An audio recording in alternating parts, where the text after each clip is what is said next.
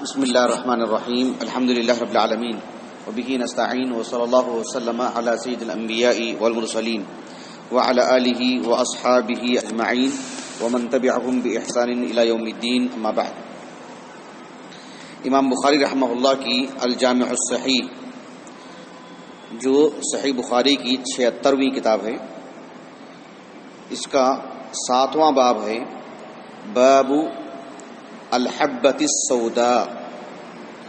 الحبۃ السوداء یعنی الحبۃ السوداء کلونجی بطور علاج، اس کی اہمیت، اس کی افادیت، اس سے متعلق امام بخاری رحمہ اللہ نے 2 حدیثیں لے کر آئے ہیں. امام بخاری رحمہ اللہ نے کتاب الطب میں الحبۃ السوداء اس کو ذکر فرما کر یہ بتا رہے ہیں کہ آپ علیہ الصلاۃ والسلام نے انسان کی زندگی میں آنے والے سارے امراض کو بطور علاج کلونجی کو بھی بتایا ہے. جس طرح سے آپ علیہ الصلاۃ والسلام نے شہد کو بتایا ہے، پچنا لگانے کو بتایا ہے، جس طرح سے اکتوا داغنا، بھلے ہی اللہ کے رسول نے کراہت کی اس سے علیہ الصلوۃ والسلام، لیکن اس کا اپنا ایک مقام، اس کی اپنی ایک ضرورت ہے. الحبۃ السوداء اس سلسلے میں شارحین حدیث کے متعدد اقوال ملتے ہیں کہ الحبۃ السوداء سے مراد کیا ہے. الحبۃ السوداء سے مراد کیا ہے؟ اس سلسلے میں جو اللہ کے رسول صلی اللہ علیہ وسلم کی حدیث ہم تک پہنچائے ہیں، کیونکہ تابعین، تبع تابعین، صحابہ تو ہیں ہی، تابعین، تبع تابعین، وہ آپ علیہ السلام کے احادیث صرف سن کر کے نقل کرنے والے نہیں تھے، بلکہ اس کی سمجھ بوجھ بھی رکھتے تھے. جہاں ایسا لفظ آتا جس میں ہر 2 معنوں کا احتمال ہو سکتا ہے، وہ اس کی نشاندہی بھی کر دیتے تھے. اس سے یہ نہیں یہ مراد ہے. تو اس حدیث کے روات میں ایک عظیم عالم دین ہے، عالم اسلام کی چوٹی کی شخصیات میں سے امام ابن شہاب الزہری رحمہ اللہ. انہوں نے الحبۃ السوداء سے متعلق حدیث بیان کر کے اس بات کی وضاحت بھی فرما دی کہ الحبۃ السوداء سے مراد الشونیز کیا ہے؟ الشونیز، شین مشدد، اس پر ضمہ، الشونیز. الشونیز یہ اہل حجاز کی مقامی زبان میں کلونجی کو بولتے ہیں. کلونجی یہ ہندی لفظ ہے، ہندی کلمہ ہے. اردو زبان میں اس کو سیاہ بیج کہتے ہیں، سیاہ دانہ، کالا دانہ. تو یہ جو کلونجی ہے ہندی لفظ ہے.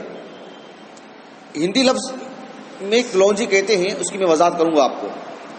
لیکن اہل حجاز اس کو الشونیز کہا کرتے تھے. ابن حجر رحمہ اللہ نے یہ فائدہ پہنچایا کہ آج ہم اسے الشونیز نہیں کہیں گے. کیوں؟ اس لیے کہ جب اس حدیث مبارکہ کو سنائے کون؟ امام زہری رحمہ اللہ. اہل حجاز اللہ کے رسول کی زبان ہے صلی اللہ علیہ وسلم. آپ نے الحبۃ السوداء کہا، پھر اہل حجاز اور پھر بعد کے جو دیگر مقامات کے جو اہل علم ہیں، خاص کر ملک شام وغیرہ کے، کیونکہ فلسطین، مصر آنا جانا ہوا کرتا تھا ان کو. میں اہل حجاز کہا تھا نا، سمجھ لیجیے اہل مصر، اہل حجاز نہیں. اہل حجاز تو الحبۃ السوداء کہتے تھے.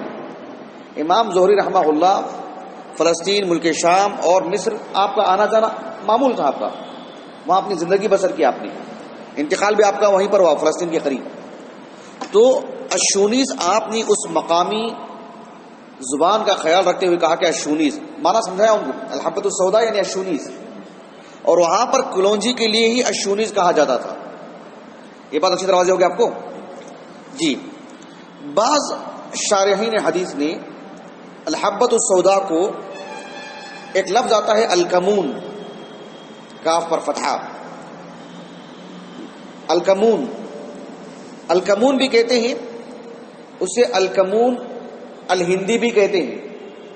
الکمون الہندی کہتے ہیں زیرہ کو. زیرہ سمجھتے ہیں؟ سالن وغیرہ میں ڈالتے ہیں زیرہ، معروف. تو الکمون الہندی اس کو کہتے ہیں. لیکن وہ بات درست نہیں ہے، اس لیے کہ زیرہ ایک بالکل الگ چیز ہے، کلونجی بالکل الگ چیز ہے. اس کی میں وضاحت کیوں کر رہا ہوں آپ کو؟ اس لیے کہ آپ دیکھیں گے کہ جو چاول ہے، چاول ایک اسم و جنس ہے، ایک کامن لفظ ہے، ایک عام لفظ ہے. لیکن چاول کی جو قسمیں ہیں کتنا فرق ہے ان میں. لیکن چاول کے اقسام کے ساتھ ساتھ چاول اور گیہوں میں کیسے فرق ہے. تو بالکل ویسی ہی زیرہ ایک الگ چیز ہے، کلونجی ایک الگ چیز ہے. زیرہ اس سے ملتی جلتی چیز، جہاں اس کی پیداوار ہوتی ہے، آپ امیجز میں دیکھ سکتے ہیں، اس سے ملتی جلتی چیزیں بہت ہیں زیرہ کی قبیل کی. اور زیرہ میں بھی کالے رنگ کا بھی ہوتا ہے، ہرے رنگ کا بھی ہوتا ہے. تو کلونجی اس کو الہندی کا لفظ اس لیے استعمال کیا گیا خاص کر کہ اصلاً اس کی پیداوار ہندوستان میں. ہندوستان سے مراد آج کا ہندوستان نہیں، قدیم جو ہندوستان رہا ہے، قدیم الہند جو بھارت ہے قدیم، سمجھ رہے ہیں آپ؟ تو یہاں اس کی کاشت ہوا کرتی تھی. پھر یہاں سے وہ چیز عربوں میں گئی. خیر ایک بات دوسری ہے، تو یہاں جو وہ چیز معمول ہے الحبۃ السوداء، کلونجی ہی مراد ہے. وہ اس وجہ سے بھی کہ اس کو زیرہ مراد نہیں لے سکتے.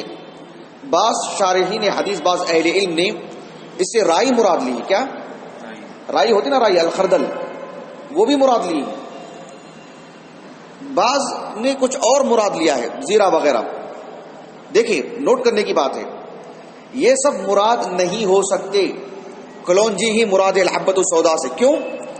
اس لیے کہ شارحین حدیث نے اس پر زور دیتے ہوئے کہا کہ رائی مفید ضرور ہے، رائی مفید ضرور ہے، زیرہ مفید ضرور ہے، اور اس سے ملتی جلتی اشیاء مفید ضرور ہیں. لیکن اتنی بڑی بات کہ ان هذه الحبۃ السوداء شفاء من كل داء، وہ زیرے میں نہیں ہے. زیرے میں اتنی افادیت نہیں ہے کہ ہر مرض کا علاج ہے اس میں. رائی میں اتنی افادیت نہیں ہے کہ ہر طرح کے مرض کا علاج ہے اس میں. لیکن کلونجی میں ہر طرح کے مرض کا علاج اللہ رب العالمین نے رکھے ہیں. بات واضح ہے آپ کو؟ اچھی طرح بات واضح ہوگی نا آپ کو؟ یعنی عملی چیز بھی بتا رہی ہے کہ الحبۃ السوداء سے مراد کلونجی. بات اچھی طرح سے شرح سے رہے نا. آگے بڑھیں. چلیے، امام بخاری رحمہ اللہ نے اس باب سے متعلق 2 حدیثیں لے کر آئے. احادیث میں جو روات ہیں یہ سب بہت ہی معروف ہیں. ان کا ترجمہ حیات پڑھنا چاہیں تو بہت وقت نکل جائے گا. مختصر میں آپ کو بتاتا ہوں. پہلے حدیث پڑھ لیتے ہیں، دونوں حدیثیں. قال الامام ابو عبد الله محمد بن اسماعیل البخاری رحمہ اللہ حدثني عبد الله بن ابي شيبة قال حدثنا عبيد الله قال حدثنا اسرائيل عن منصور عن خالد بن سعد قال خرجنا ومعنا غالب بن ابجر فمرض في الطريق فقدمنا المدينة وهو مريض فعاده ابن ابي عتيق فقال لنا عليكم بهذه الحبيبة السويداء فخذوا منها 5 أو 7 فاسحقوها ثم قطروها في أنفه بقطرات زيت في هذا الجانب وفي هذا الجانب.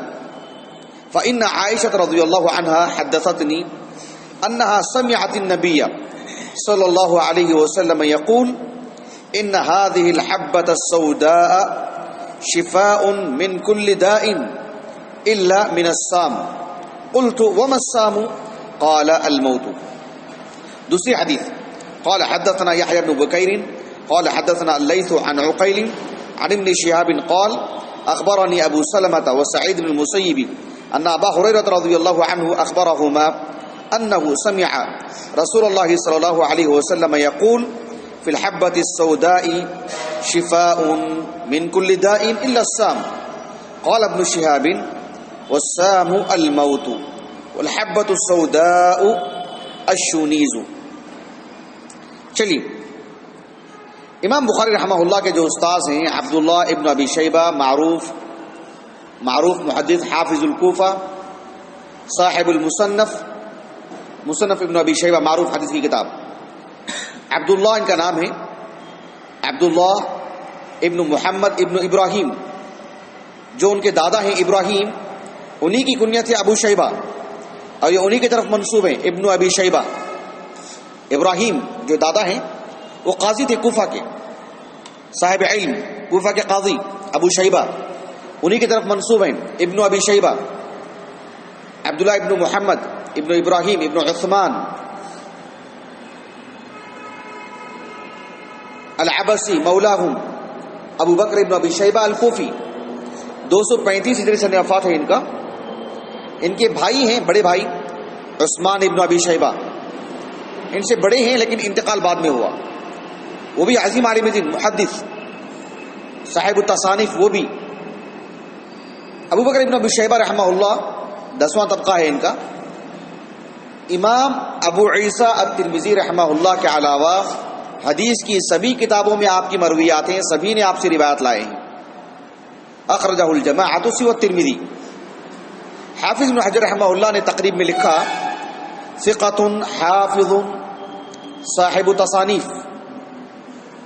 ان کے جو استاذ ہیں عبید اللہ ابن موسیٰ ابن ابی المختار، ان سے متعلق میں نے فضیلت سال اول والوں کو کتاب الایمان جب پڑھایا تو اس میں عبید اللہ ابن موسیٰ ابن ابی المختار سے متعلق میں نے تفصیل سے پڑھا دیا ہے.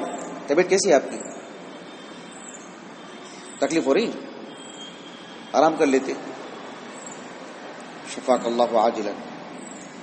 چلیے، کتاب الایمان میں جو میں نے ان کو لکھایا ہے آپ اس کو ایک مرتبہ دیکھ لیں. البتہ ایک بات یہاں سے جوڑ کے میں آپ کو بتاؤں کہ عبید اللہ ابن موسیٰ یہ امام بخاری رحمہ اللہ کے کبار شیوخ میں سے ہیں. امام بخاری رحمہ اللہ کے اساتذہ کے 5 طبقات ہیں نا زمانی اعتبار سے، یہ پہلے طبقے کے. ایک ہے مقام اور مرتبے کے اعتبار سے پہلا طبقہ، 5 طبقے سمجھ رہے ہیں آپ. امام بخاری کے اساتذہ کے طبقات میں سے ایک وہ طبقہ ہے جسے مثال کے طور پر آپ کے 10 اساتذہ ہیں، آپ 10 نمبر دیجئے ان کو، نمبر 1، نمبر 2، نمبر 3، نمبر 4، 10 اساتذہ کو. کس اعتبار سے؟ عمر کے اعتبار سے. ایک دوسری ترتیب دیجئے مقام اور مرتبے کے اعتبار سے. تو عبید اللہ ابن موسیٰ امام بخاری رحمہ اللہ کے عمر کے اعتبار سے بڑے اساتذہ میں سے ہی، من کبار شیوخ البخاری، امام بخاری کے اساتذہ میں سے ہی. امام بخاری نے روایت لائے ان سے. کتب ستہ کے مؤلفین میں صرف امام بخاری ان سے روایت لائے ہیں، لیکن یہاں پر ایک واسطے سے ان کی روایت لائے ہیں، ابو بکر ابن ابی شیبہ عن عبید اللہ ابن موسیٰ. اس سے غلط فہمی نہیں ہونی چاہیے کہ عبید اللہ ابن موسیٰ امام بخاری کے استاذ ہیں، ایک واسطے سے استاذ ہیں، نہیں، امام بخاری کے شیوخ میں سے ہیں. دھیان دیجیے اس بات پر. عبید اللہ ابن موسیٰ ان کے جو استاذ ہیں اسرائیل ابن یونس. آپ کو معلوم ہے وہ 6 روات جن پر کل احادیث کا مدار ہے، جیسے کہ علی بن المدینی نے کہا رحمہ اللہ. نام بولیے ان میں سے. ایک سلیمان، ایک امام زہری من علماء المدینہ، ایک عمرو بن دینار من علماء مکہ، ایک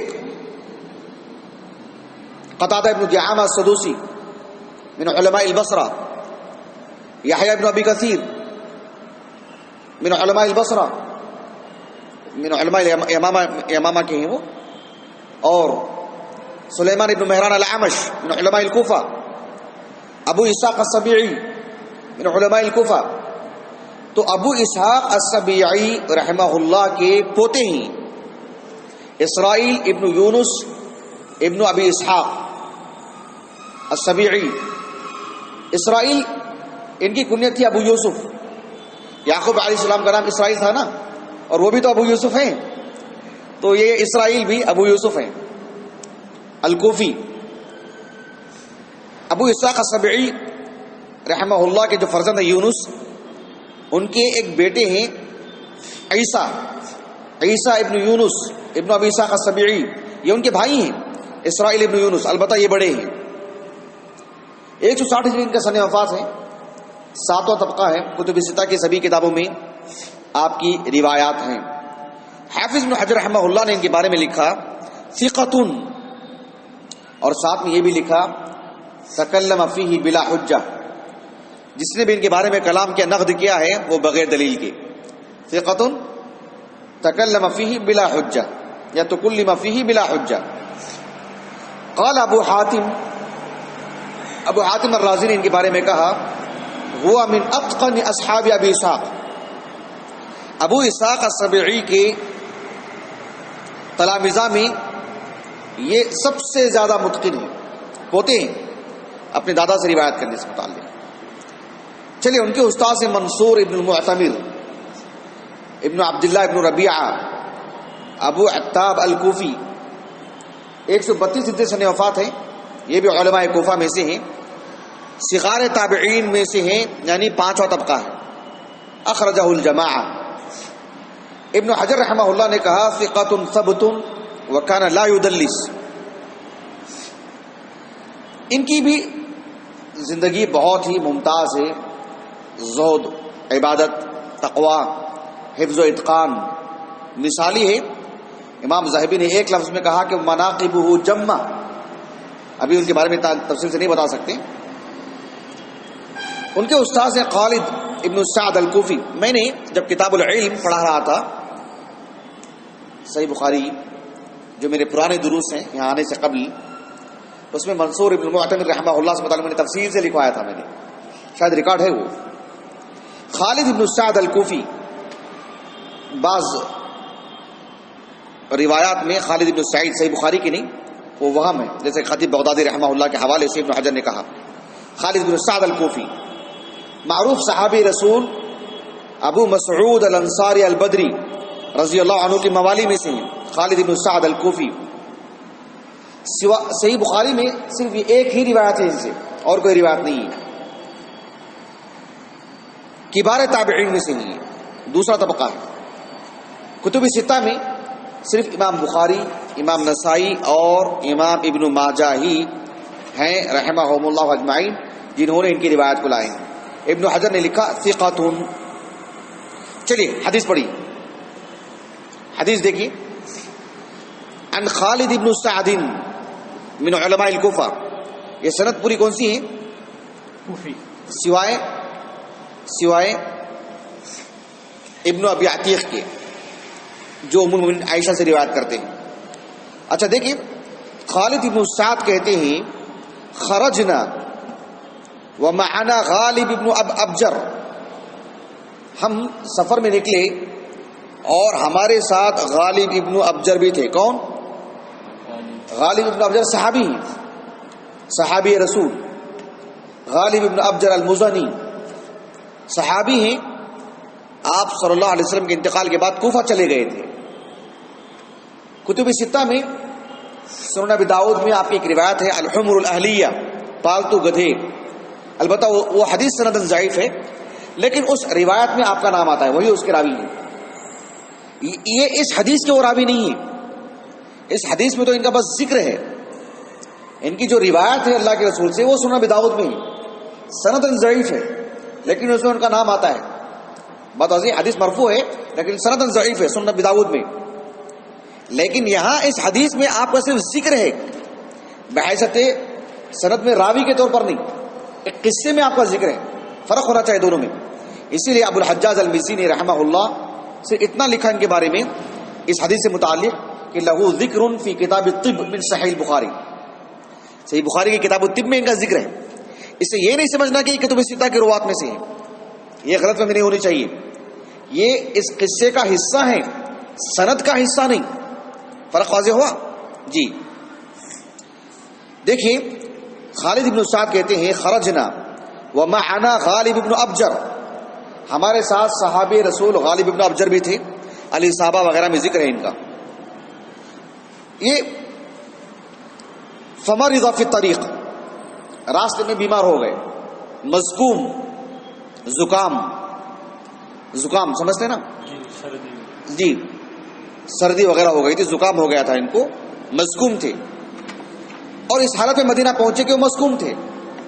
خرجنا ومعنا غالب بن ابجر فمرض في الطريق. وہ راستے میں بیمار ہو گئے. ان کو بیمار ہو گئے تو کیا بیماری لاحق تھی؟ واقعتاً زکام ہی تھا کیا؟ اس کا ذکر روایات میں نہیں ہے. لیکن ان کی اس مرض کے لیے جس دوا کی تشخیص کی گئی اور دوا کی بطور دوا جو چیز ان کو استعمال میں لائی گئی اور دوا کو استعمال کرنے کی جو کیفیت ہم کو بتائی گئی اس حدیث میں، اس سے یہ نتیجہ نکالا گیا کہ ان کو زکام ہوا ہوگا. سمجھ رہے ہیں؟ یہ نہیں ثابت ہے کہ ان کو کیا مرض تھا، لیکن دوا کی کیفیت، دوا کی کس شکل صورت کیا ہے اور دوا کا استعمال کیسے کیا گیا ان کی شخصیت کے ساتھ، اس سے یہ نتیجہ نکالا گیا کہ ان کو کیا مرض لاحق ہوا ہوگا کہ زکام. اچھی طرح بتا دیا ہوگا آپ کو. چلیے دیکھیں، فمرض فی الطریق فقدمنا المدینہ وهو مریض. جب مدینہ پہنچے یعنی مدینہ الرسول صلی اللہ علیہ وسلم تو یہ مریض ہی تھے. فعادہ ابن ابی عتیق. ابن ابی عتیق کون ہے؟ ابن ابی عتیق ان کا نام ہے عبداللہ ابن محمد ابن عبد الرحمن ابن ابی بکر صدیق القرشی التیمی المدینی. یہ ابن ابی عتیق سے معروف ہو گئے. آپ علیہ الصلوۃ والسلام کے ایک صحابی ہیں ابو بکر صدیق، معروف صحابی. تو ابو بکر صدیق رضی اللہ عنہ کے جو والد ہیں ابو قحافہ صحابی، ان کے فرزند ابو بکر صدیق صحابی، ان کے فرزند عبد الرحمن جو ام المؤمنین عائشہ کو لے کر گئے تھے نہیں عمرہ کرانے کے لیے، صحابی. ان کے فرزند محمد، اللہ کے رسول کے عہد ہی میں ان کی ولادت ہوئی. چھوٹے تھے وہ، حجۃ الوداع کے سے کچھ ایام پہلے ان کی ولادت ہوئی. محمد، چاروں صحابی. یہ اکیلا خانوادہ ہے اللہ کے رسول کے گھرانے میں صلی اللہ علیہ وسلم جو اتنی بڑی نسل صحابہ کی ہے. بات واضح ہوئی آپ کو اچھی طرح سے. تو یہ جو محمد ہیں ان کے فرزند ہیں عبداللہ، ان کے فرزند ہیں عبداللہ. تو وہ معروف ہیں علمی دنیا میں ابن ابی عتیق. عتیق کون ہے؟ ابو بکر صدیق. ابو بکر صدیق نا ہے کہ نہیں؟ تو ابو قحافہ کیا ہوئے؟ ابو عتیق ہوئے. تو ایک مرتبہ کیا ہوا، یہ جو محمد ہیں وہ بھی صحابی، ایک مرتبہ تیر چلا رہے تھے. تیر چلاتے ہوئے کہا کہ انا ابن ابی قحافہ، میں ابو قحافہ کا بیٹا ہوں. ابو قحافہ کے بجائے انہوں نے کہا کہ میں ابو عتیق. ابو قحافہ بھی وہی ہے، ابو عتیق بھی وہی ہے. ابو بکر صدیق کا ایک نام ہے عتیق، وہ ابو عتیق ہیں. اور اصلاً ان کی کنیت کیا تھی؟ ابو قحافہ. لیکن بیٹے کے نام کی وجہ سے وہ ابو عتیق بھی ہوئے. تو انہوں نے ابو قحافہ کے بجائے ابو عتیق کہا اپنے آپ کو، اور اسی نسبت سے وہ کافی شہرت پا گئے وہ. تو ان کے جو فرزند ہے عبداللہ، علمی دنیا میں ابن ابی عتیق. اچھی طرح بات واضح ہوگی آپ کو. عبداللہ ابن محمد ابن عبد الرحمن ابن ابی بکر صدیق ابن ابی قحافہ رضی اللہ عنہ مجمعین. تو ان کی عیادت کے لیے کون آئے؟ فعادہ ابن ابی عتیق فقال لنا. ابن ابی عتیق نے ہم سے کہا علیکم، ای یلزم علیکم، یجب علیکم. علیکم اس کو کہتے ہیں اسم الفعل. ظاہر شکل اسم کی ہے، کام فعل کا، اسم الفعل. کہا کہ علیکم بہذہ الحبیبۃ السویداء. آپ کے نسخے میں کیا ہے؟ الحبۃ السوداء ہوگا یا الحبیبۃ السوداء ہوگا. الحبیبہ یہ جو صحیح بخاری ہے، یہاں دیکھ رہے ہیں آپ، یہ جو صحیح بخاری اس میں دیکھیے بہذہ، جو آپ کو معلوم ہے النسخہ سلطانیہ بہت معروف، النسخہ سلطانیہ صحیح بخاری کا. فقال لنا علیکم بہذہ الحبیبۃ السوداء. اس پہ دھیان دیجیے گا آپ. یہ بات میں کیوں بتا رہا ہوں آپ کو؟ اس لیے بتا رہا ہوں کہ حافظ ابن حجر رحمہ اللہ کی جو فتح الباری ہے اس سے استفادہ کرنے والے دھیان دینا چاہیے کہ صحیح بخاری کے متعدد نسخے ہیں. امام حافظ ابن حجر رحمہ اللہ نے النسخہ الیونانیہ، اس کے بارے میں بتاؤں گا آپ کو انشاءاللہ، اس نسخے کو رکھ کر کے ہی آپ نے شرح کی. یعنی اس نسخے میں حدیث جس ترتیب سے ہے اس کا ایک ایک قطعہ لیتے اور اس کی شرح کرتے. جبکہ یہاں پر جو میرے پاس نسخہ ہے اس میں دیکھیں آپ صراحت دیکھیں علیکم بہذہ الحبیبۃ، یہاں دیکھیں آپ السویدہ السویدہ، لیکن دیکھیں یہاں پر ابن حجر کیا کہہ رہے ہیں، وہ دیکھیں آپ دیکھیں یہاں دیکھیں فتح الباری میں علیکم بہذہ حبیبہ کہہ رہا ہوں حبیبۃ السویدہ کذا ہونا بالتصغیر فیہما الا الکشمیہینی فقال السوداء وهي روایت اکثر ممن قدمت ذکرہ انہ اخرج الحدیث. اب یہ جو ان هذه الحبہ السوداء ان هذه الحبہ السوداء، تو یہ جو جملے وغیرہ ہیں آپ دیکھیں گے کہ جو اصل نسخے سے میل نہیں کھاتے. علیکم بہذہ الحبیبہ السوداء، ابن حجر نے کیا لکھا قولہ علیکم بہذہ الحبیبۃ السویداء، یہ فتح الباری کا حصہ نہیں ہے، یہ صحیح بخاری کا حصہ ہے. اور ابن حجر رحمہ اللہ نے جس نسخے کو سامنے رکھ کر کے لکھا وہ اس نسخے کا جملہ ہے. آپ یہاں فتح الباری کو دیکھیں گے اصل حدیث میں وہ جملے کبھی ملیں گے نہیں آپ کو، کیونکہ وہ نسخوں کے اختلاف کی وجہ سے فتح الباری سے جوڑا گیا ہے. تو یہ بہت اہم چیز ہے، سمجھنے کی ضرورت ہے اس کو. بات واضح ہے؟ اس لیے کہ امام بخاری رحمہ اللہ کی جو الجامع الصحیح ہے اس کو امام بخاری سے پڑھنے والوں کی تعداد تقریباً 90,000 بتائی جاتی ہے. 90,000، بلکہ کچھ اس سے بھی زائد.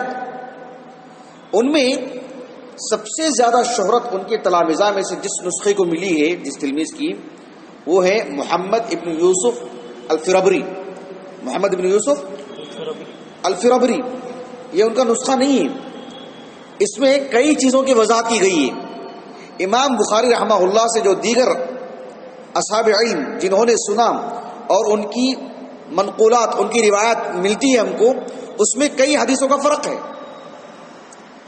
کسی میں 100 حدیثوں کا فرق ہے، کسی میں 200 حدیثوں کا فرق ہے. تو یہ جو زیادات ہے نا، زیادات الامام، زیادات سے مراد وہ کتب الزوائد ہے نا، وہ نہیں. مجمع الزوائد وہ مراد زائد نہیں، اصل نسخہ جو زائد روایتیں اس میں ملتی ہے وہ مانا. سمجھ رہے ہیں آپ کو؟ تو اس میں محمد ابن یوسف الفرابری کے نسخے کی اہمیت کیا ہے، اس کی امتیازی خصوصیات کیا ہیں، یہ بڑی اہم چیز ہے.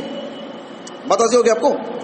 ان سے جو حضرات نے علم حاصل کیا، ان سے ایک تو امام بخاری سے جن حضرات نے صحیح بخاری کو لکھا، صحیح بخاری کے سماع کیا، اور کیا ہے، امام بخاری کے بعد جو صحیح بخاری تھی نا اس سے لکھا انہوں نے، اس کو دیکھ کے لکھا انہوں نے. امام بخاری کے ہاتھ کا لکھا ہوا ان کے پاس تھا، اسی سے نقل کیا انہوں نے. محمد ابن یوسف الفرابری 320 ہجری سے وفات ہے ان کا. اچھی طرح بتا ہوگی آپ کو. تو یہ اکیلے نہیں ہیں. ابن حجر نے مقدمۃ الفتح میں، فتح الباری کا جو مقدمہ حدیث ساری، اس میں امام بخاری سے لکھنے والوں کے کتنے نسخے ہم تک پہنچے ہیں، ان میں سے ان کے نسخے کی کیا اہمیت ہے، پھر ان سے پڑھنے والے کتنے لوگ ہیں، اس کی ساری تفصیلات بتائے ہیں. کچھ تفصیلات اس نسخے کے آغاز میں ہیں، وہ آپ دیکھ لیجئے. اس نسخہ، یہ جو نسخہ ہے، سمجھ رہے ہیں آپ؟ دیکھیں آپ، من روایت ابی ذر الحربی عن مشایخہ الثلاثہ الکشمیہینی والمستملی والسرخسی، ابو محمد السرخسی، ابو الہیثم الکشمیہینی، اور یہ ہے یعنی ان کی کنیت کیا ہے المستملی کی، نام تو ابراہیم، ابو اسحاق ابراہیم ان کا نام ہے. تو یہ المستملی السرخسی الکشمیہینی، ان کا انتقال ہوا 276 ہجری کو، ان کا انتقال ہوا 281 ہجری کو، اور ان کا انتقال ہوا الکشمیہینی کا 280 پر 9 کو، المستملی کا 276 ہجری کو، 200 نہیں عفوا 376 ہجری کو، ان کا 380 پر 9 کو الکشمیہینی کا، اور السرخسی کا 380 پر 1 ہجری کو. یہ تینوں ابو ذر الحربی سے پڑھیں گے. اچھی طرح بات ہو جائے گی آپ کو. ابو ذر الحربی کا انتقال 346 ہجری کو انتقال ہوا، اور ابو ذر الحروی نے ابو ذر الحروی کا انتقال 434 ہجری کو. کب؟ ابو ذر الحروی کا من علماء مکہ. ابو ذر الحروی نے ان 3 علماء سے پڑھا, سمجھ رہے ہیں؟ اور ان 3 علماء نے محمد بن یوسف الفربری سے پڑھا اور وہ امام بخاری سے. اس میں جو حدیث ان کی سند سے آئی ہے دیکھیں کیا لکھا ہوا ہے یہاں پہ, فعاده ابن ابي عتيق فقال لنا عليكم بهذه الحبيبة السويداء. سمجھ میں گیا آپ کو؟ اسی نسخے کو رکھ کر کے اس کو چھاپا گیا ہے. اور ابن حجر رحمہ اللہ نے اصل حدیث میں الگ لفظ ہے, فتح الباری میں جو آپ نے جو لفظ استعمال کیا القسمی کا حوالہ دے کر کے. سمجھ میں گیا بات آپ کو؟ جی چلیے حدیث آگے پڑھتے ہیں. اللہ کے رسول صلی اللہ علیہ وسلم کے جو آج وہ دیکھیے, فعادہ ابن ابی عتیق, ابن ابی عتیق ان کی عیادت کے لیے آئے اور کہا علیکم بہذہ الحبیبۃ السویداء فخذوا منها 5 او 7, کہ 5 یا 7 دانے لو, طاق عدد, فاسحقوها یعنی اس کا جو تیل وغیرہ جو بنتا ہے, اس کا جو تیل وغیرہ بنتا ہے اس کو لے کر کے ثم اقطروها,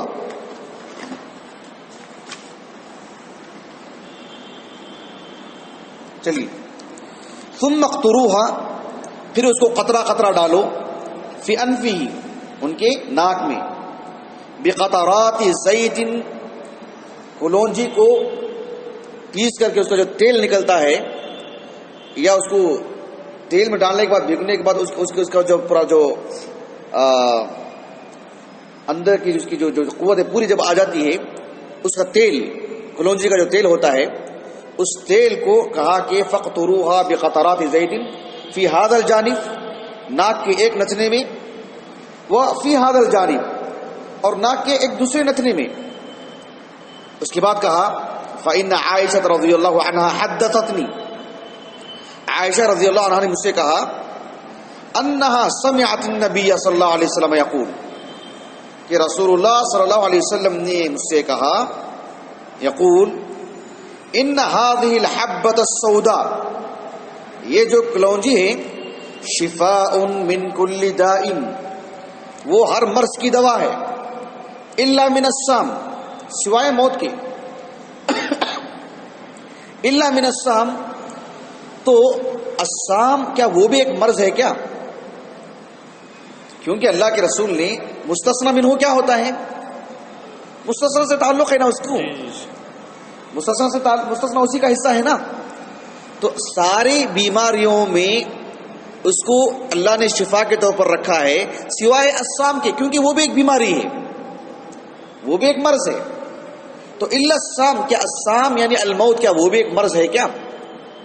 نہیں, وہ مرض نہیں ہے, وہ مرض نہیں ہے. اس کا معنی کیا ہے, یعنی سوائے اس بیماری کے جو اس کے اللہ تعالیٰ نے موت کا ایک حصہ بنا دیا, کہ یہ ایسا مرض ہے جس میں اللہ تعالیٰ اسے موت دے دے گی.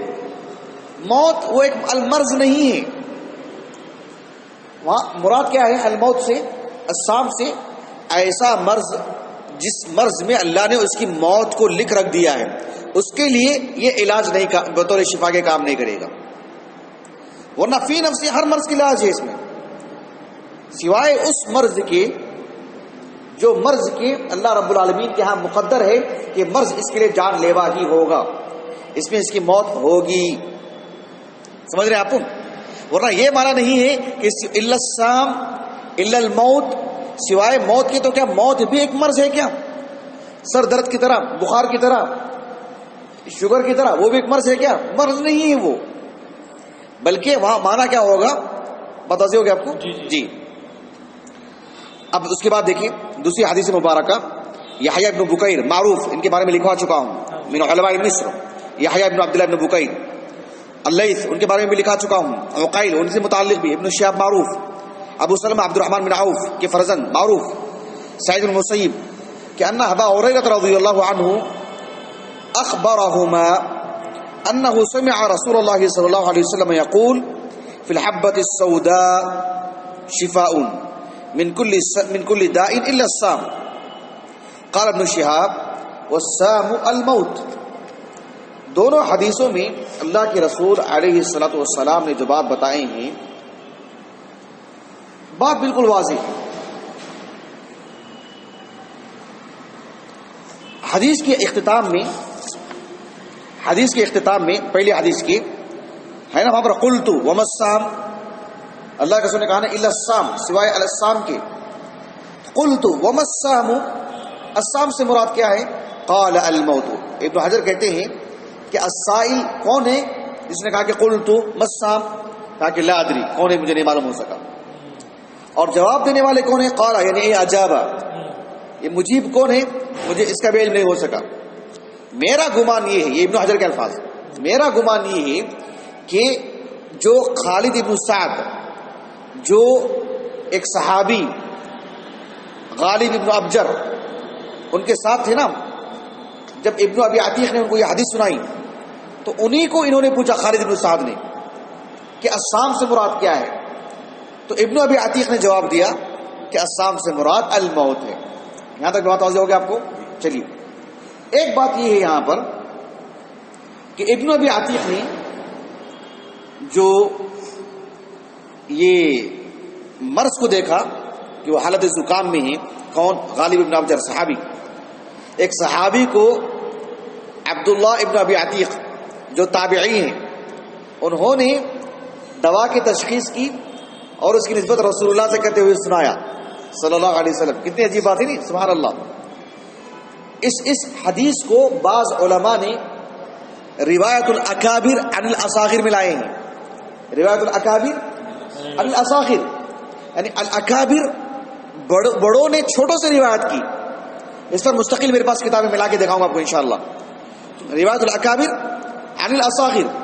تو غالب ابن ابجر رضی اللہ عنہ ان کو جب انہوں نے دیکھا کہ ان کو زکام ہے تو اتنی جو تفصیل سے بات بتائی نا ان کو، علیکم بہذه الحبیبۃ السوداء فخذوا منها خمسا او سبعا فاسحقوها ثم اقطروها في انفه بقطرات زيت في هذا الجانب وفي هذا الجانب.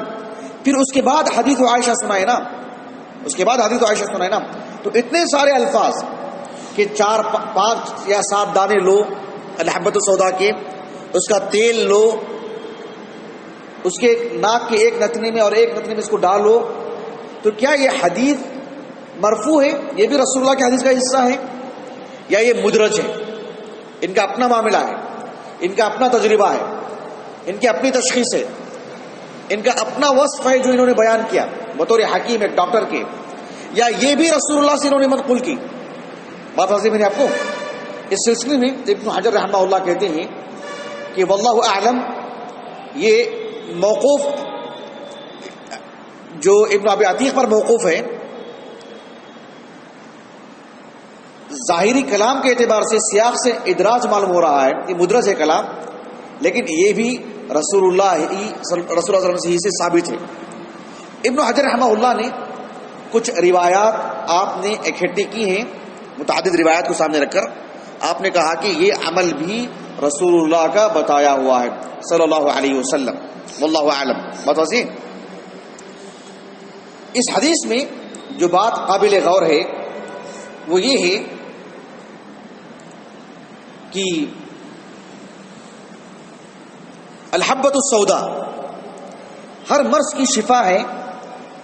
یہ ایک عمومی بات ہے اللہ کے رسول کی، لیکن ایک ڈاکٹر کے لیے، ایک حکیم کے لیے، ایک طبیب کے لیے یہ بھی ضروری ہے کہ الحبۃ السوداء کو مفرد کب استعمال کریں گے، مرکب کب استعمال کریں گے. صرف الحبۃ السوداء، صرف دانہ لے کر کھانا کسی مرض کے لیے کب شفا ہے؟ اس کا تیل استعمال کرنا، یا شہد میں اس کو ملا کر کھانا، یا نمک میں اس کو ملا کے کھانا، یا کسی اور چیز میں اس کو ملا کے کھانا، یا سالن میں ڈالنا، یا کسی اور طرح کا معجون بنا کے استعمال کرنا مرکب، یا صرف مفرد صرف کلونجی استعمال کرنا، یہ تفصیلات ہیں. ایسا نہیں کہ الحبۃ السوداء بھی دانے کھا لو. کبھی اس کا پیسٹ بنا کے لگانا پڑتا ہے بدن کو، آنکھ کو. کبھی اس کو شہد بھی ملا کر کے پینا پڑتا ہے گرم پانی میں ڈال کے. کبھی اس کا تیل لے کے ناک میں ڈالنا پڑتا ہے، کبھی اس کے صرف کالے دانے منہ میں ڈال لینے پڑتے ہیں، کبھی اس کو پانی میں ڈال کے یوں ہی پی لینا پڑتا ہے۔ تو گویا کہ اس کی تشخیص ہونی چاہیے، اس کی جانچ ہونی چاہیے کہ اس کا استعمال کیسے ہو، مفرد ہو کہ مرکب ہو۔ یہ جانے بغیر، یہ تفصیلات میں جائے بغیر الحبۃ السوداء کو مجرد لے لینا یوں ہی، یہ کسی کے لیے نقصان دہ ہو سکتا ہے، اسلام اس کا ذمہ دار نہیں ہے۔ الحبۃ السوداء یہ عام لفظ ہے لیکن اس میں تفصیلات ہیں۔ ایک اور بات یہ کہ اطباء کا کہنا ہے کہ الحبۃ السوداء یہ گرم ہے۔ یہ کیا چیز ہے؟ گرم، یہ گرم چیز ہے، جس طرح سے شکر گرم ہے۔ تو جو امراض بارد ہیں، جیسے زکام ہے، سردی ہے، ٹھنڈک کی وجہ سے ہوتی ہے، تو اس کے لیے اس کا تیل گرم کر کے ناک میں ڈالنے سے وہ علاج ہوا اس کا، اور ان کو افاقہ ہوا، اس کو یہ حدیث سے ثابت ہے، ان کو افاقہ ہوا۔ لیکن ایک مرض وہ ہے جو انسان کے اندر گرمی کی وجہ سے ہوتا ہے، وہ مرض جو جس میں گرماہٹ ہو، اس کے لیے بھی یہ کام کرے گا کیا؟ تو امام خطابی رحمہ اللہ کی جو شرح ہے اعلام السنن، امام خطابی رحمہ اللہ کہتے ہیں کہ اللہ کے رسول کی جو حدیث ہے یہ عموم ضرور ہے لیکن خصوص مراد ہے۔ الحبۃ السوداء شفاء من کل داء، ہر مرض کے لیے شفا ہے، تو یہ عموم نہیں ہے بلکہ خصوص ہے۔ خصوص کس معنی میں؟ یعنی وہ امراض جو سرد ہیں، جو سرد ہیں، ان امراض میں سے کوئی بھی مرض ہو اس کے لیے شفا ہے۔ بات واضح ہوئی آپ کو؟ یہ امام خطابی نے کہا رحمہ اللہ۔ اسی لیے بعض شارحین حدیث نے کہا کہ آپ علیہ الصلوۃ والسلام جب اس حدیث کو سنائیں کہ ان هذه الحبۃ السوداء شفاء من کل داء، اللہ کے رسول نے یہ حدیث جس کو بتائے وہ اس کو بتائے جب آپ نے اس کے مرض کو جانچا، اس کے مرض کو دیکھا۔ بات واضح ہے؟ جس طرح سے ابن ابی عتیق نے غالب ابن ابجر کو دیکھا کہ مسقوم ہے، انہیں زکام ہے، تو کہا کہ علیکم بہذه الحبیبۃ السوداء۔ سمجھ رہے ہیں؟ اس کو عموم نہیں رکھا بلکہ الفاظ عموم ہیں لیکن سیاق بتا رہا ہے، پس منظر بتا رہا ہے کہ وہ خصوص ہے، یعنی ان امراض کے لیے جو سرد ہوں۔ بتا دو کہ آپ کو ابن حجر اور دیگر شارحین حدیث نے اور مولانا عبدالستار حماد نے حفظہ اللہ ارشاد القاری میں، ہدایت القاری نام ہے اس کا، ہدایت القاری، اس میں انہوں نے لکھا کہ بات درست نہیں ہے۔ اللہ کے رسول کا یہ جو لفظ ہے یہ حدیث عام ہے اور عام ہی ہے۔ اور ابن قیم رحمہ اللہ نے، ابن قیم نے الطب النبوی میں اس کو ثابت کیا کہ بہت سارے امراض ایسے ہیں جو انسان کے اندر گرمی کی وجہ سے آتے ہیں اور اس کا علاج بھی ایسے اشیاء سے ہوتا ہے جو گرم ہی ہیں۔ البتہ اس کو کیسے علاج میں لائیں گے آپ، وہ تفصیلات الگ ہیں۔ ایسا نہیں ہے اللہ کے رسول کے سامنے کوئی حادثہ پیش آیا ہو، انہیں سردی ہو، الگ بات ہے، غالب ابن ابجر کو سردی کی الگ بات ہے، لیکن کیا ہے، دوا کے ساتھ ایک طبیب حاذق، ایک چالاک، ایک ماہر طبیب ڈاکٹر اس کو کیسے استعمال میں لائے گا، وہ حکیم، اس پر ہی بات جاتی ہے۔ حدیث عام ہی ہے، بات واضح ہے، حدیث اپنے موضوع میں عام ہی ہے، تو اس کو خاص ایسا نہیں کرنا چاہیے۔ حتیٰ کہ جس کے جسم میں پتری ہوتی ہے، قدیم اطباء اس کو پیس کر کے معجون، اس کا پیسٹ بنا کر اس کو شہد کے ساتھ ملا کر گرم پانی میں گھول کر کے اس کو پیتے تھے، کھاتے تھے، اور وہ پتری کا علاج اس وقت سے بھی پیشاب کے ذریعے سے نکل جاتا تھا، اس زمانے سے بھی۔ سبحان اللہ العظیم، اندازہ لگائی۔ ابن حجر نے اس بارے میں لکھا ہے فتح الباری میں۔ کچھ اہل علم نے اس حدیث کو رکھ کر کے الحبۃ السوداء کے فوائد سے متعلق خاص کتابیں بھی لکھی گئی ہیں، اور اس کے ساتھ رجوع کیجیے آپ، بہت فائدہ ہوگا انشاءاللہ۔ تو اللہ کے رسول علیہ الصلوۃ والسلام کی جو حدیث مبارکہ ہے یہ حدیث مبارکہ عام ہے، حدیث مبارکہ عام ہے. اور بعض اہل علم نے ایک بہت ہی مفید بات کہی کہ آپ علیہ السلام نے شہد کو شفا کہا. خود قرآن میں ہے کہ فیہ شفاء للناس. جب شہد ہی ایک شخص کو 1 سے 2 مرتبہ میں اس میں علاج نہیں ہو سکا، یا شہد کا غلط استعمال یا غلط طریقے سے استعمال سے آدمی کو مزید تکلیف ہو سکتی ہے، تو الحبۃ السوداء سے کیوں نہیں ہو سکتی؟ جبکہ اللہ نے اس کے لیے کیا کہا؟ فی شفاء للناس، فی شفاء للناس. جب اس میں یہ بات ہو سکتی ہے تو اس میں بھی یہ بات ہو سکتی ہے. تو دوا تو ہے ہی ہر طرح کے علاج میں. دارالسلام سے جو ہدایت القاری چھپی ہے، شارح حدیث مولانا عبدالستار حماد، بہت عظیم عالم دین ہے ماشاءاللہ، انہوں نے لکھا کہ دارالسلام جو مکتبہ ہے مولانا عبدالمالک مجاہد حفظہ اللہ کا، بہت ہی نفیس انسان، با اخلاق انسان اور بہت خادم دین ماشاءاللہ، اللہ انہیں مخلص بنائے اور ان کی خدمات کو قبول فرمائے، امت کے محسنین میں سے ہیں. تو مولانا عبدالمالک مجاہد حفظہ اللہ کی طرف سے، دارالسلام کی طرف سے، انہوں نے اس میں لکھا ہے کہ ایک معجون تیار کیا گیا، ایک دوائی نہیں کہتے اس کو، ایک حلوہ شہد اور کلونجی ملا کر، اور کہا کہ وہ ہر طرح کے امراض کے لیے وہ مفید تھا وہ. اور انہوں نے تھا کا لفظ استعمال کیا. پتہ نہیں وہ ابھی بھی فروخت ہوتا ہے نہیں ہوتا ہے نہیں معلوم، ظن غالب میں ہوتا ہوگا، کیوں ختم ہوا ہوگا، تاریخ بتائی ہوگی انہوں نے کہ ہم نے کیا تھا. تو اگر اس طرح کا معاملہ کوئی جو معتبر ادارہ ہے، جیسے دارالسلام دنیا بھر کا معتبر ادارہ ہے، اور جو دارالسلام کے جو لوگ کیا کہتے ہیں اس کو، ڈیلر نہیں کہتے، ڈیلر کہتے ہیں، جو ان کی جو کتابیں مطبوعات فروخت کر رہے ہیں، اس کو بھی لے کر کے آئیں. اگر لے کر آتے ہیں تو ہمارے علم میں ہے تو بہت اچھی بات ہے، ہمارے علم میں آ جائے اور فروخت ہوتا ہو تو. کیونکہ شفا کہا اللہ کے رسول نے شہد کے لیے بھی اور کلونجی کے لیے بھی. اور یہ ابن حجر کہتے ہیں رحمہ اللہ کا، ڈاکٹروں کا اس کو خاص کر دینا اس مرض کے لیے، بس اس مرض کے لیے. اور تجربہ یہی کہتا ہے، ابن حجر نے کہا کہ بھئی یہ تجربہ ان کا غلط بھی ہو سکتا ہے، طب نبوی میں کوئی غلطی نہیں ہے. اب طب النبوی یہ وحی کی روشنی میں ہے، یہ کسی عقل کی بنیاد پر نہیں ہے، یہ وحی کی روشنی میں. کسی کا تجربہ غلط ہو سکتا ہے، اصل بات باقی رہے گی. تو دیکھیے اس کا اہتمام کریں.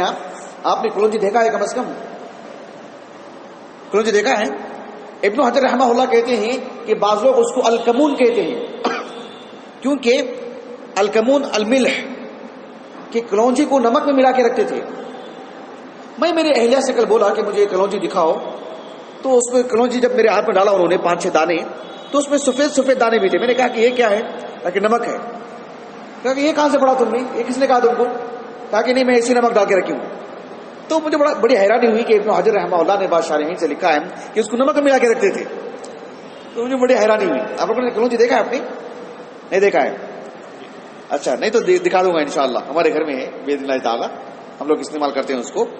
تو آپ لوگ بھی استعمال کیجیے، کیونکہ اس پہ یقین ہونا چاہیے. یہ اللہ کی شریعت ہے.